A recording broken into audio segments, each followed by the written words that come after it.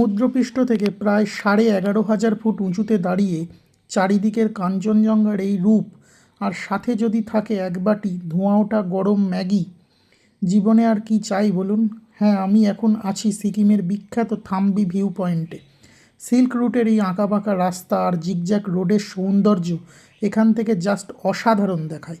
মেঘেরা এখানে লুকোচুরি খেলছে, আর পাহাড়ি ঠান্ডা হাওয়াকে টেক্কা দিয়ে আমার হাতের এই গরম ম্যাগিটা, চারপাশের পাইন আর রডোডেনড্রনের মেলা, তার উপর তুলোর মতো মেঘেদের এই অবাধ ভেসে চলা, যেন কোনো দক্ষ শিল্পীর ক্যানভাসে আঁকা এক জীবন্ত ছবি। পাহাড়ের এই শান্ত স্নিগ্ধ রূপ চোখের পলক পড়তেই দেয় না। মনে হয় যেন এক অদ্ভুত জাদুতে চারপাশটা থমকে দাঁড়িয়ে আছে।